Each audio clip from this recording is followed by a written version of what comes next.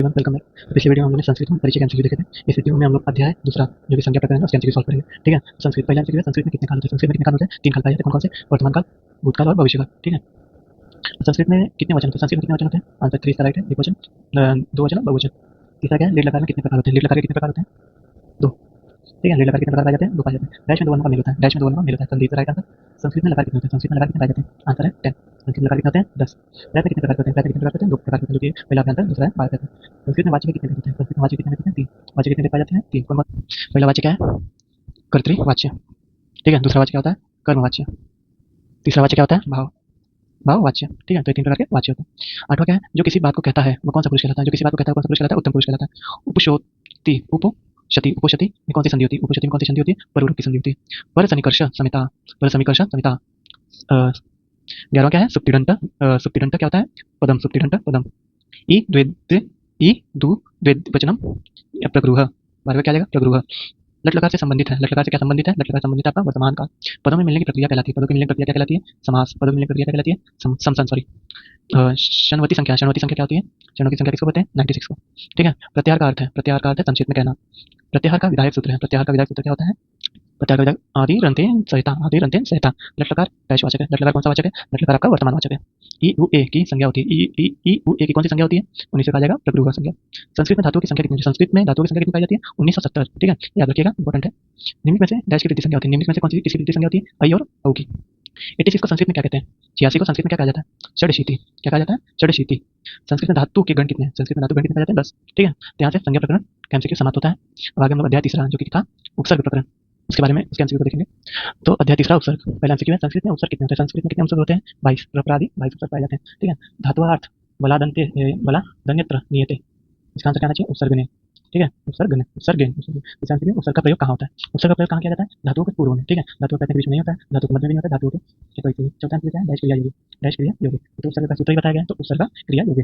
पांचवा, उपसर्ग से क्रियाओं का निर्माण होता है। पहला क्वेश्चन। और उपसर्ग से शब्दों का निर्माण होता है। उपसर्ग से क्रियाओं का निर्माण होता है, या तो क्रियाओं का निर्माण होता है, उपसर्ग से शब्दों का निर्माण होता है। ठीक है। क्या बताना है कौन सा सही है और कौन सा गलत है? ठीक है। पांचवें में क्या सही होना चाहिए? दोनों ही सही है। ठीक है।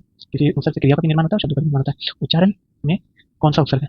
उच्चारण में कौन सा उपसर्ग होता है? तो उत क्या होता है? उच्चारण में उपसर्ग होता है। प्रतिष्ठित, प्रतिष्ठित में उपसर्ग है। प्रतिष्ठित में कौन उपसर्ग है? क्या उपसर्ग है प्रतिष्ठित में? तात्विक होना चाहिए आंसर। विप्र ये उपसर्ग पाया जाता है। ठीक है। यहाँ से हमारा उपसर्ग का एमसीक्यू कंप्लीट हो गया। अब चौथे अध्याय पे आते हैं जो कि है अव्यय। अव्यय का पहला एमसीक्यू है, अव्यय में डैश में समान रहते हैं। ठीक है। तीनों लिंग में, सभी विभक्तियों में और तीनों वचनों में। ठीक है। तो इस सब में से बताना है कौन कौन सा सही है। ठीक है। तो पहला क्या होना चाहिए? अव्यय में डैश समान होते हैं, तो लिंग भी समान रहता है, विभक्ति भी समान रहता है और वचन भी समान रहता है। तो answer B is right answer. और एमसीक्यू तो निमित्त में से डैश अव्यय नहीं है। निमित्त में से कौन सा अव्यय नहीं है? राम। राम अव्यय नहीं है। क्यों? क्योंकि विभक्ति में जैसे चेंज होगा तो एक बदल जाएगा। ठीक है। तीसरा आंसर क्या है? अव्यय डैश अव्यय। उपसर्ग सभी सुबंत पद, सभी तिङंत पद, कुछ समासिक शब्द। ऑप्शन 3 का क्या आना चाहिए?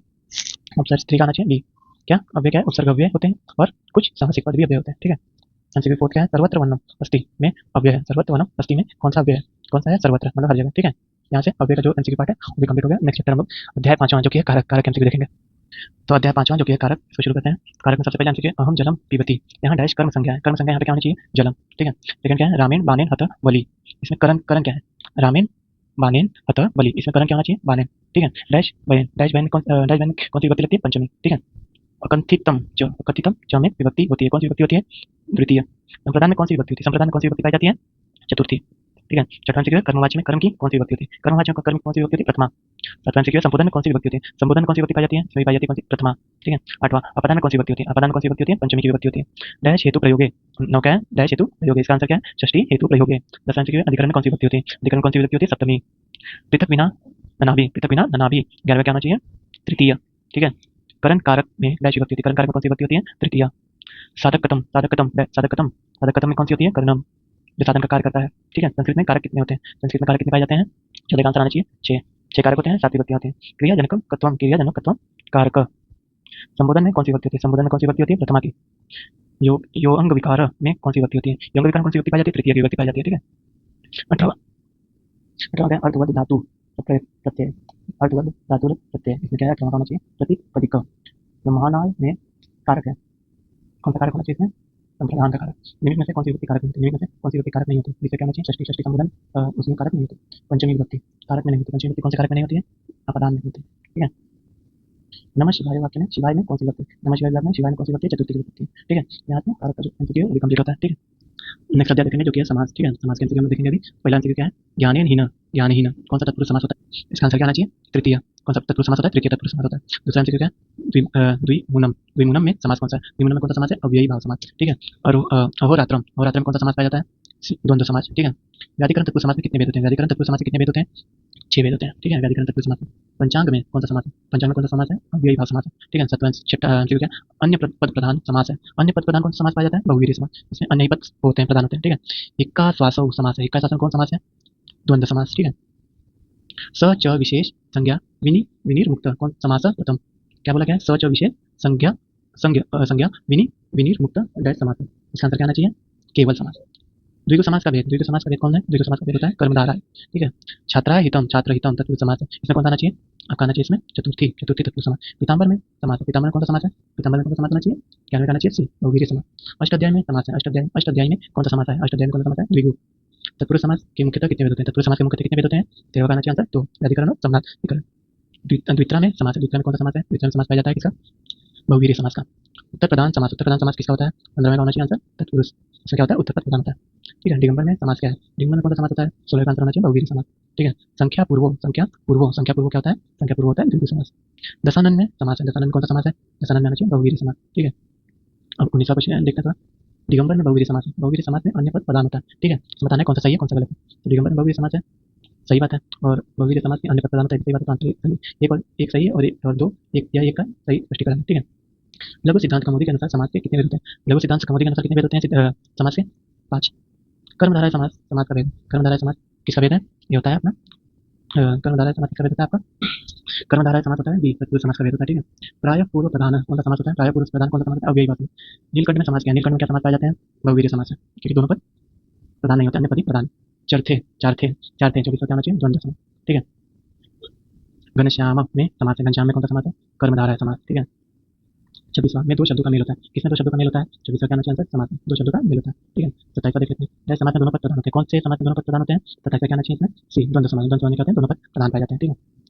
और 28वां नील प्लस आकाश, नील आकाश, नील आकाश में समास है, नील आकाश में कौन सा समास होना चाहिए, 28 होना चाहिए बी कर्मधारय समास, ठीक है। कि इसकी विशेषता बता रहे हैं, ठीक है। 29वां उभय पद प्रधान, उभय पद प्रधान समास है, इसका समास है डी द्वंद्व समास, ठीक है। तो यहाँ से एमसीक्यू आपका समास का कंप्लीट हो जाता है, ठीक है। अब आगे में अध्याय 8वां जो कि है शब्द रूप, इसके ऊपर कुछ एमसीक्यू देख लेते हैं। पहला एमसीक्यू है रामेशु किस विभक्ति का रूप है, रामेशु किस विभक्ति का रूप है, सप्तमी की विभक्ति का, ठीक है। दूसरा, रामाभ्याम में कौन सी विभक्ति है, रामाभ्याम में कौन सी विभक्ति पाई जाती है, द्वितीय, ठीक है। रामाभ्याम में कौन सी विभक्ति पाई जाती है, द्वितीय। थर्ड, रामायु में कौन सी विभक्ति पाई जाती है, रामायु में कौन सी विभक्ति पाई जाती है, षष्ठी वाली, ठीक है। नाधाम किस विभक्ति एवं वचन का रूप है, नाधाम किस विभक्ति एवं वचन का रूप है, सप्तमी और एक वचन का। गुरुवे किस विभक्ति एवं वचन का रूप है, पांचवा क्या होना चाहिए, सी चतुर्थी एवं एक वचन, ठीक है। छठा देख लेते हैं, हरि किस विभक्ति एवं वचन का रूप है, हरि किस विभक्ति एवं वचन का रूप है, इसमें क्या होना चाहिए, प्रथमा और द्विवचन, ठीक है। सातवां देख लेते हैं, वनाथ किस विभक्ति एवं वचन का रूप है, वनाथ किस विभक्ति एवं वचन का रूप होता है, ये भी होता है किसका, पंचमी और एक वचन, ठीक है। आठवां देखते हैं, लता शब्द का चतुर्थी विभक्ति एक वचन का रूप, लता शब्द का चतुर्थी विभक्ति एक वचन का रूप लिखना है, ठीक है, बताना। तो आठवां क्या होना चाहिए, ए लताए, लताई, ठीक है। नौवे क्या है, सर्वस्व किस विभक्ति एवं वचन का रूप है, सर्वस्व किस विभक्ति एवं वचन का रूप है, सर्वस्व किस विभक्ति एवं वचन का रूप है, षष्ठी एक वचन, ठीक है। 10वां एमसीक्यू देख लेते हैं हम लोग। 10वां क्या है, तेन में विभक्ति होती है, तेन में कौन सी विभक्ति पाई जा रही है, तृतीया, ठीक है। 11वां एमसीक्यू जो है, माता रूप का मूल शब्द है, माता रूप का क्या मूल शब्द है, रिकारांत, ठीक है, क्या है, रिकारांत। यहाँ से शब्द रूप के ऊपर भी एमसीक्यू है, वो भी अपना खत्म हो चुका है। तो इसी के आधार पर जो भी एमसीक्यू है संस्कृत के बेसिकली बेसिकली हर एक एमसीक्यू में कर चुके हैं, हर चैप्टर में, ठीक है।